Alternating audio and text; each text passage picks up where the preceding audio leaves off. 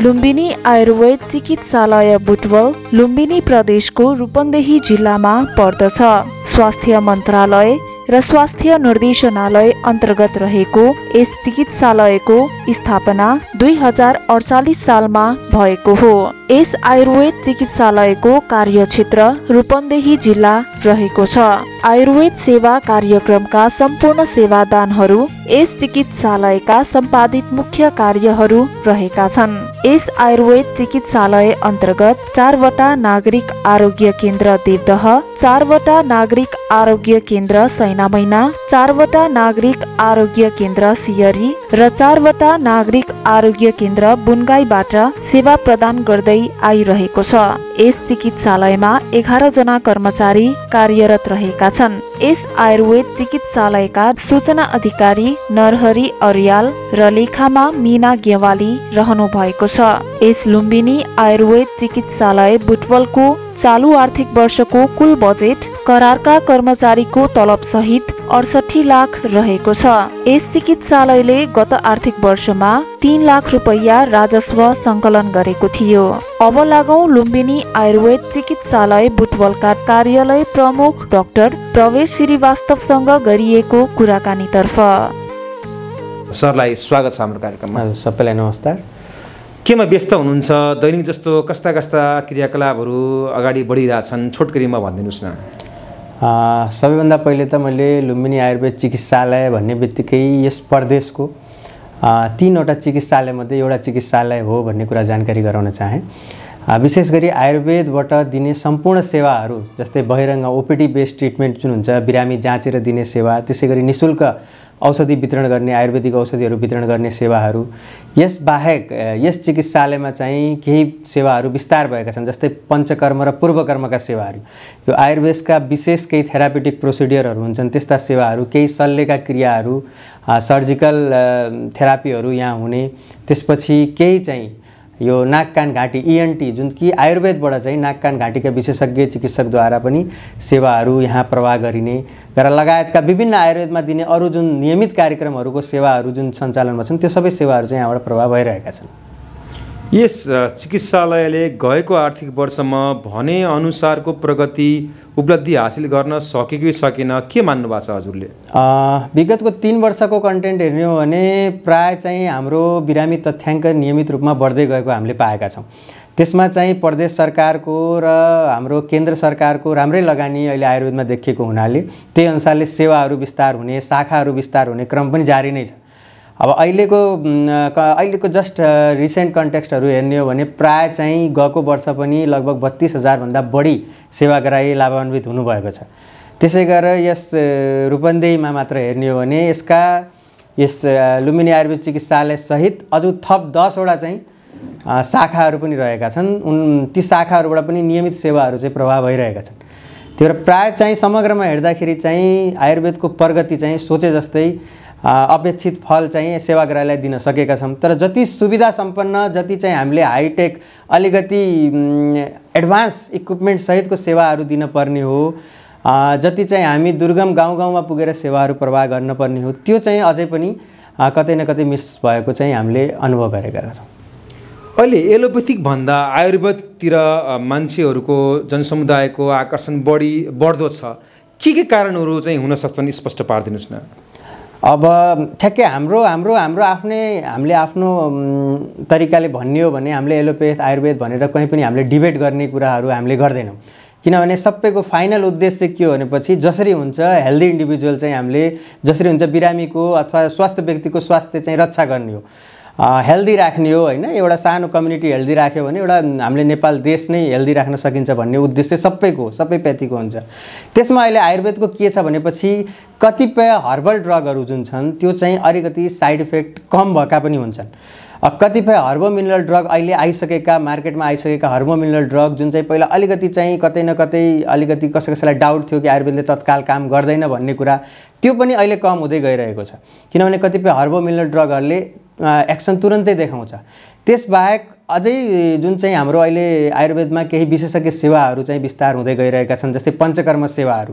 Chronic डिजिजहरूमा विशेष गरी जुन रोगहरू सन्चो नहुने छ, जुनमा क्वालिटी अफ लाइफ मेन्टेन गर्नुपर्ने छ, जस्तै कतिपय केस एक्जाम्पल हेर्ने भने सोरियासिस भयो, एभियनका केस भयो, एङ्कोलाइजिङ स्पोन्डाइलिटिसका केस भयो, अहिले घर घरमा देखिने गठियावाद, रिमेटोइड आर्थराइटिसका केसहरू, अथवा हड्डी खिएर जाने जुन चाहिँ प्रायः ज्येष्ठ नागरिकमा देखिन्छ अस्टियो आर्थराइटिसका केसहरूमा यो पञ्चकर्म पूर्वकर्म लगायत थेरापीहरू धेरै इफेक्टिभ पाइए। बिरामीहरू चाहिँ आफै पनि एकपटक सेवा लिएका बिरामीहरू आफै आउने।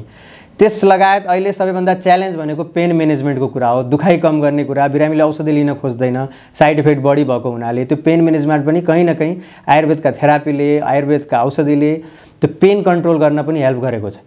त्यस्ता कुराहरू अलिकति कतिपय मोडालिटीहरू ड्रगलेस भएका, कतिपय ड्रगहरूको साइड इफेक्ट कम भएका र अहिले थेरापीका एक्सनहरू बढी भएका र कतिपय सर्जिकल प्रोसिडियर जस्तै छाडसूत्रहरू गर्दाखेरि रिकरेन्सी नहुने, पटक पटक त्यो कुराहरू पाइल्सहरू पछि नदोरिने जस्ता केही चाहिँ राम्रा पक्षहरू भएको हुनाले र त्यो सेवाहरू विस्तार पनि भइरहेको जनताको माझमा पुगेको हुनाले पनि अहिले चाहिँ आयुर्वेदको सेवाहरू जनताहरूले बढी लिएको चाहिँ अनुभव गरेका छौँ। तपाईहरुको यो चिकित्सालयमा कस्ता कस्ता सेवा सुविधाहरू रहेका छन्, थप गर्नुपर्ने कुराहरू के छन् र विशेष गरी उपचार गर्नका लागि कुन भेगबाट, कुन जिल्लाबाट बढी जनसमुदायहरू यहाँ आइरहनु भएको छ? यहाँ अहिले चाहिँ अघि नै हामीले भने जस्तै बहिरङ्ग सेवा, ओपिडी बेस नियमित बिरामी जाँच्ने सेवा चाहिँ नियमित रूपमै सञ्चालनमै छ। त्यसबाहेक चाहिँ ज्येष्ठ नागरिकको लागि केही विशेष सेवाहरू हुन्छन्। स्तनपायी आमाहरूलाई दुग्धवर्धक औषधि वितरण गर्ने ग्ल्याक्टोगक मेडिसिन हुन्छ। 6 महिनासम्म यो बिरामी जुन आमा चाहिँ सानो बच्चा छ 6 महिनासम्मको सुत्केरी आमाहरूलाई दुग्ध बढाउनेलाई औषधि नियमित रूपमा निःशुल्कै वितरण गरिन्छ। यसबाहेक चाहिँ प्रदेशका र सङ्घका केही कार्यक्रमहरू छन्, जस्तै स्वास्थ्य प्रवर्धन कार्यक्रम। घर घरमा गएर, वडा वडामा गएर बिरामीको ब्लड प्रेसर, सुगर लगायत, वेट लगायत बिएमआईहरू जाँच गर्ने, त्यहाँबाट केही स्क्रिनिङ गर्ने, कसलाई डायबिटिज छ, कसलाई प्रेसर छ भनेर त्यस्ता बिरामी जो चाहिँ छुटेका छन्, जसको जाँच भएका छैन, त्यस्ता बिरामीहरूलाई स्क्रिनिङ गरेर ल्याएर तपाईँहरूले औषधि खानुपर्छ है, यो देखियो रोग भनेर त्यसरी गाउँ गाउँमा पुग्ने। त्यसपछि हाम्रै आरोग्य कार्यक्रम मार्फत चाहिँ जीवनशैलीहरू परिवर्तन गराउने, के लाइफस्टाइल, हेल्दी लाइफस्टाइल कस्तो हो, बिहानदेखि बेलुकासम्म के खाने के नखाने, नियमित यो कुन महिनामा के खाने नखाने, कस्ता जङ्क फुडहरू, कस्ता फुडहरू नखाने अनहेल्दी हुन्छन्, कस्ता लाइफस्टाइलहरू हामीले चाहिँ अब चेन्ज गर्ने, नियमित गर्ने एक्सर्साइजहरू के हो, व्यायामहरू, योगहरू के हो, योगका क्याम्पहरू चलाउने जस्ता कार्यक्रमहरू पनि गइरहेका हुन्छन्। त्यसबाहेक निःशुल्क केही हेल्थ क्याम्पहरू पनि यस चिकित्सालयबाट सञ्चालनमा छन्। यस चिकित्सालयकै शाखाको रूपमा 4वटा आरोग्य केन्द्रहरू पनि सञ्चालनमा छन्। उहाँहरूले गएर विशेष गरी एनसिडीलाई फोकस गरेर, नसर्ने रोगलाई फोकस गरेर लाइफस्टाइल म्यानेजमेन्टका कुरा, योगका कुराहरू, विद्यालयमा गएर बच्चाहरूलाई आयुर्वेद सिकाउने, विद्यालय आयुर्वेद तथा योग शिक्षाहरूका कार्यक्रम गराउनुहुन्छ। थप विशेषज्ञ सेवामा भन्दाखेरि हामीले लुम्बिनी आयुर्वेद चिकित्सालयमा पञ्चकर्म सेवा विस्तार गरेका छौँ। यो सीमित अस्पतालहरूमा मात्र नेपालमा सञ्चालनमा रहेको छ। पूर्वकर्म सेवासहित पञ्चकर्ममा अलिकति एडभान्स थेरापीहरू पनि यहाँ सञ्चालनमा छन्। प्राय चाहिँ अहिले दिइरहेको सेवाहरू यही छन्। समस्या भन्ने हो भने यसलाई चाहिँ बिरामीको चाप बढ्दै जाने, कतिपय बिरामीहरू टाढा टाढाबाट, तपाईँले भने जस्तै नजिकका जिल्लाहरूबाट, छिमेकी जिल्ला अर्घाखाँची, गुल्मी, पाल्पा, इभन नेपाल बाँके, बर्दियाबाट पनि बिरामीहरू आउने।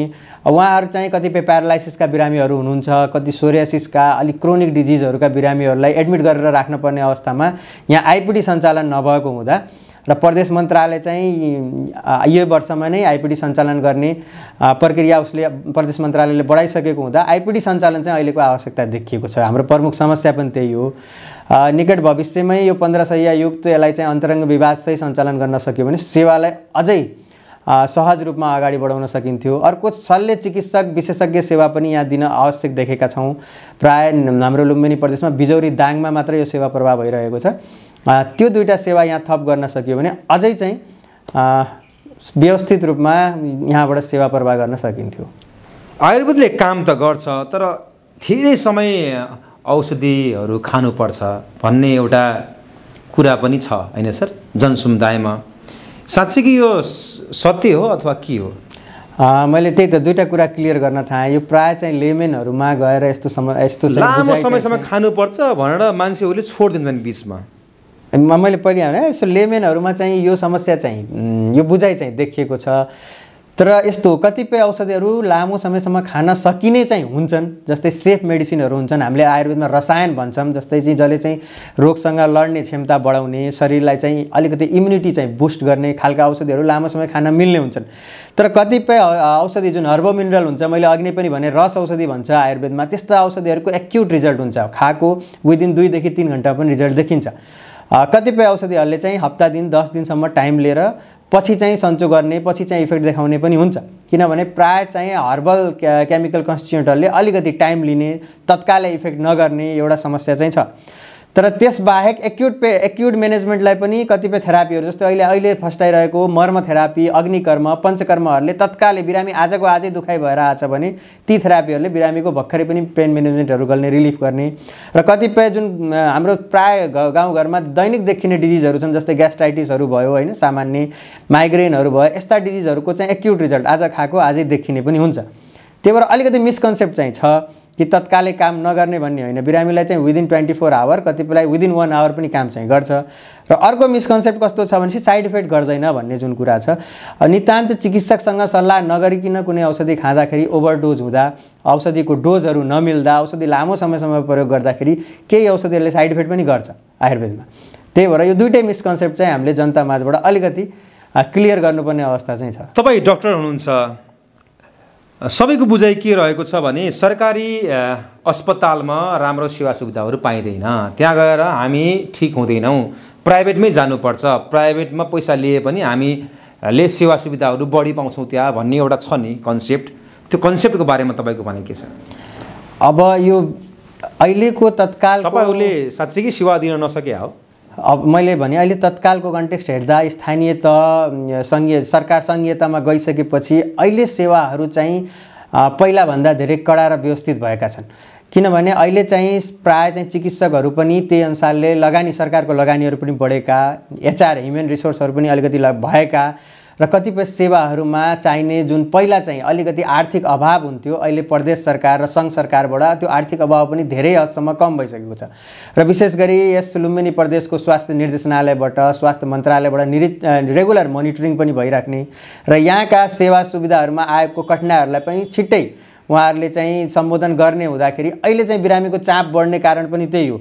र तपाईँले ठ्याक्कै यसको एक्जाम्पल हेर्ने हो भने कोभिडको 3टा लहरदेखि चाहिँ कोभिड गइसकेपछि बिरामी चाहिँ अहिले सरकारी सेवामा चाहिँ राम्रै रूपमा आउने चाहिँ पाइएको छ। अहिले चाहिँ कन्टेक्स्टमा प्राइभेट भन्दा पनि बिरामीले सरकारी सेवा रोज्न सकिरहेका छन्, किनभने एक त औषधि निःशुल्क पाइने, अर्को कुराहरू प्राय विज्ञ चिकित्सकहरू सहजै रूपमा चाहिँ अहिले चाहिँ सरकारी अस्पतालहरूमा उपलब्ध हुनुहुन्छ।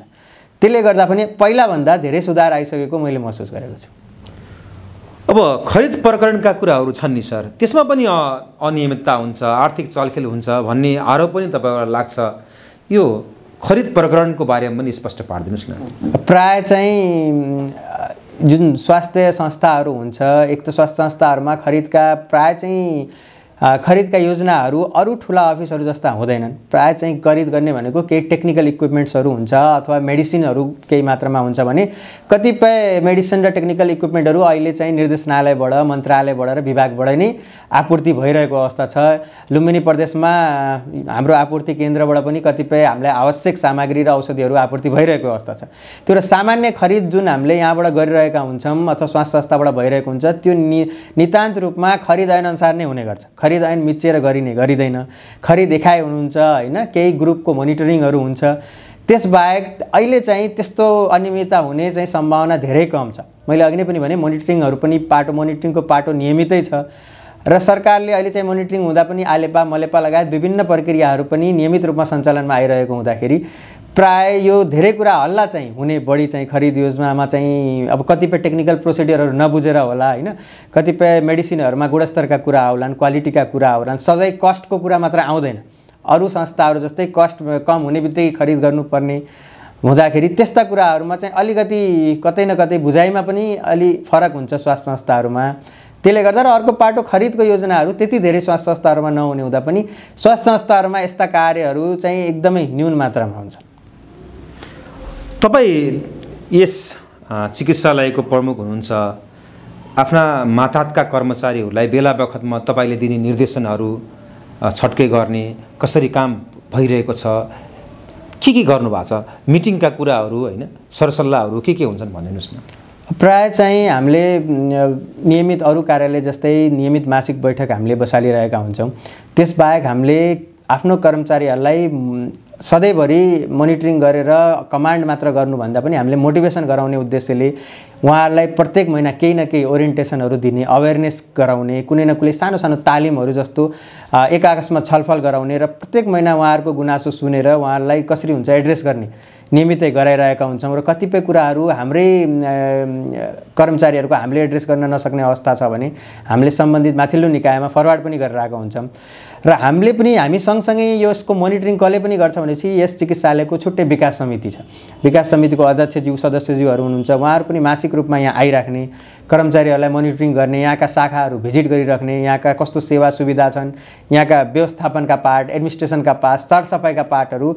अब हामी बाहेक उहाँहरू पनि जस्तै प्राय चाहिँ मुख्यमन्त्री कार्यालयबाट मेडिकल फिल्डमा काम गरेका तर टेक्निकल प्राविधिक मान्छे नभएका उहाँहरूले चाहिँ छुट्टै तरिकाले पनि मोनिटरिङ गर्नुहुन्छ। त्यसले गर्दाखेरि अब त्यही पनि हामीले कतै कहीँ मोनिटरिङ गर्दा केही गुनासोहरू भेट्यौँ भने हामीले आफ्नो कर्मचारीहरूलाई चाहिँ अनुशासनमा रहन, बिरामीलाई सजिलै सेवा दिन, जति सकिन्छ मुस्कानसहितको सेवाहरू सहज रूपमा दिन, त्यस्ता चाहिँ हामीले नियमित रूपमा उहाँलाई ओरिएन्टेसन पनि गर्छौँ, कमान्ड पनि दिन्छौँ र केही आवश्यक त्यस्तो कहिलेकाहीँ भेटिहाल्यो भने कारबाही समेत हामीले गर्ने गरेका छौँ। यो राजनीतिकरणका कारण सरकारी निकाय धराशाय भएको छ भन्ने कुरा पनि आयो होइन सर? र तपाईँहरू राष्ट्रिय सेवक कर्मचारी पनि डाइरेक्टली इन्डाइरेक्टली पोलिटिक्समा इन्भल्भ हुनुहुन्छ, जसले गर्दा पनि जसरी चाहिँ सेवा दिनुपर्ने हो गुणस्तरीय सेवा त्यो कुनै पनि सरकारी निकायले दिन सकेको छैन। यो कुरालाई तपाईँले मान्नुहुन्छ? यो कुनै पनि सरकारी निकाय भन्दा सबैलाई एउटै भाँडामा राख्दाखेरि अलि उचित नहोला होइन। किनभने अब अहिले तपाईँले हेर्नुभयो भने सरकारी मूल्याङ्कनहरू हेर्दा कतिपय एमएसएस सिस्टम लागू भइसकेको छ होइन। एमएसएसबाटै हेर्दा पनि कतिपय अस्पतालहरूको ऱ्याङ्किङ राम्रो आउँछ। र अहिले कस्तो छ भने मोनिटरिङ भन्दा पनि अहिले हामीले यो नितान्त आफूले मूल्याङ्कन गर्दैनौँ कि अहिले तपाईँहरू जस्तै मिडियाबाट पनि चाहिँ होइन यो सार्वजनिक सुनवाईहरू हुने, त्यसै गरेर थर्ड पार्टीले मोनिटरिङ गरिदिने, मोनिटरिङ पनि अरू पार्टीले गरिदिने, कुनै बाहिरको संस्थाहरूले गर्ने भएको हुनाले अब यस्ता कुराहरू धेरै मात्रामा अहिले कम भइसकेको छ। र कतिपय संस्थाहरू तपाईँहरू प्राय चाहिँ के गर्छौँ भनेपछि प्राइभेट र यो सरकारीको अरू कुराहरू कम्पेयर गर्छौँ, तर नियमित रूपमा सेवाग्राहीको सङ्ख्याहरू कम्पेयर गर्न खोजियो भने सेवाग्राही सङ्ख्या चाहिँ अत्याधिक बढी हुन्छ त्यो सरकारी सेवाहरूमा। त्यसले गर्दा सेवाग्राहीको सङ्ख्या बढी हुने, सेवाहरू विस्तार भइराख्ने र दरबन्दी अत्याधिक पुरानै दरबन्दीहरू सञ्चालनमा रहने, आवश्यक मेन पावरहरू नथपिने होइन। विभिन्न कारणहरूले, विभिन्न प्राविधिक कारणहरूले पुरानै संरचनाहरूले अथवा थोरै कर्मचारीले सरकारी अस्पतालहरू सञ्चालनमा आइरहेका छन्। त्यसले गर्दा पनि कतै न कतै सेवा प्रवाहमा थोरै तलमाथि भए पनि सेवा प्रवाह चाहिँ अहिले प्राय सरकारी संस्थाहरूको धेरै नै स्तरीय भइसकेको छ। शौचालय, त्यसै गरेर सरसफाइका कुराहरू, पानीका कुराहरू र बिजुली बत्ती एकदमै राम्रो हुनुपर्छ अस्पतालमा, चिकित्सालयमा, त्यो तपाईँलाई पनि थाहा छ। तर अधिकांश अस्पताल चिकित्सालयमा त्यो सुविधा छैन, के मान्नुहुन्छ? मैले भनिहालेँ कतिपय अस्पतालमा सेवाग्राहीको सङ्ख्या अत्याधिक बढी हुने। अब शौचालयहरूको कुरा हुँदाखेरि अब ठ्याक्कै मोनिटरिङहरू कतिखेर हुन्छन् बिरामी युज गरिरहेको बेलामा हुन्छ। र अब ठ्याक्कै अघि नै भने अब एचआर कम हुने, सरसफाइ कर्मचारीहरू कम हुँदाखेरि सरसफाइ नै नहुने भन्दा पनि सेवाग्राही अत्याधिक हुँदाखेरि केही मात्रामा कहीँ त्यस्तो समस्या आउँछ। अब प्राय चाहिँ अब लुम्बिनी प्रदेशको कन्टेक्स्टमा हेर्दाखेरि विद्युत लगायत सामान्य यस्ता जुन अत्यावश्यक सामग्रीहरूमा छ त्यसमा मन्त्रालय निर्देशनालयको राम्रै सपोर्ट भएको हुनाले स्थानीय पालिकाले पनि सहयोग गरिरहेछ, त्यही भन्न खोज्नु भयो? स्थानीय पालिकाको कतिपय समन्वय भएको ठाउँमा कतिपय ठाउँमा राम्रै सहयोग भइरहेको छ। कतिपय चाहिँ हामी प्रदेश मातहतका कार्यालय भइसकेको हुनाले कतिपय वेस्ट मेटेरियलहरू कता चाहिँ फाल्नुहुन्छ, के छ कता? हाम्रो छुट्टै प्रोटोकल हुन्छ होइन। हामीले चाहिँ WHO बेस्ड गाइडलाइन फलो गरेर नै त्यो वेस्ट मेटेरियलहरू कसरी स्टोर गर्ने, कसरी चाहिँ हामीले चाहिँ डिसइन्फेक्ट गर्ने, कहाँ चाहिँ वेस्ट म्यानेजमेन्ट गर्ने भन्ने आफ्नै प्रोटोकल अनुसारले नियमित अस्पतालमा हुने प्रोटोकल अनुसारले नै गरेर हुन्छ। र जुन चाहिँ नियमित चाहिँ अरू चाहिँ जस्तै चाहिँ नन इन्फेक्सियस वेस्ट मेटेरियलहरू निक्लिन्छ तिनीहरूलाई चाहिँ हामीले प्राय अरू जस्तै नगरपालिकाले नै त्यो वेस्ट मेटेरियलहरू डिस्पोज गर्ने कार्य चाहिँ गरेर हुन्छ। तपाईँ अहिले प्रमुख हुनुहुन्छ यस चिकित्सालयको, थप कुन कुन कुराहरू भइदिए एकदमै राम्रो हुन्थ्यो जस्तो मान्नु भएको छ हजुरले? अब अहिले अत्यावश्यक हामीले देखेको यस चिकित्सालयमा चाहिँ आइपिडी सहितको सेवा सुरु गर्न आवश्यक देखेका छौँ।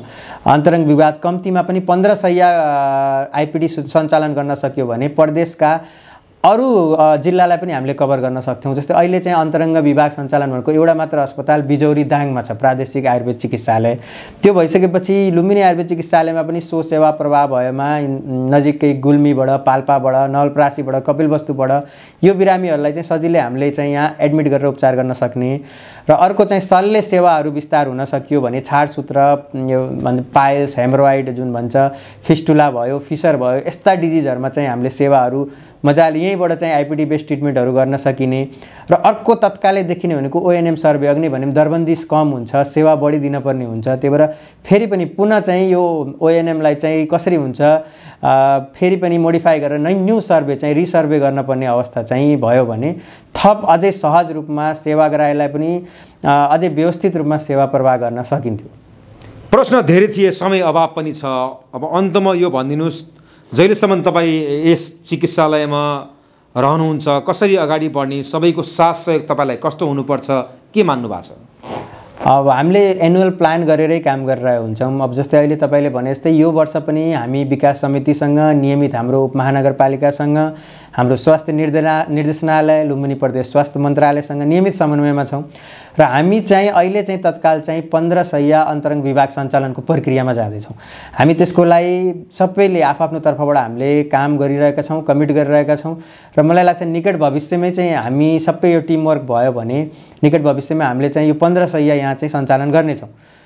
प्राय अहिले हाम्रो फोकस र विशेष गरी मेरो फोकस पनि त्यही आइपिडी बेस्ड सर्भिसहरू रन गर्नेमै रहेको हुँदा अहिले हाम्रो प्लान, हाम्रो फोकस प्राय सबै त्यसैमा गरेका छौँ र सबैको साथ सहयोग रह्यो भने हामीले छिटै नै यहाँ अन्तरङ्ग सेवा चाहिँ सुचारू गर्नेछौँ। यसरी हामीलाई समय र छोटो मिठो जानकारी दिनुभयो, धेरै धेरै धन्यवाद सर। हस्, तपाईँहरूलाई पनि राप्ती दर्पण प्रणालीको सम्पूर्ण टिमलाई पनि धेरै धेरै धन्यवाद। हस्, नमस्कार।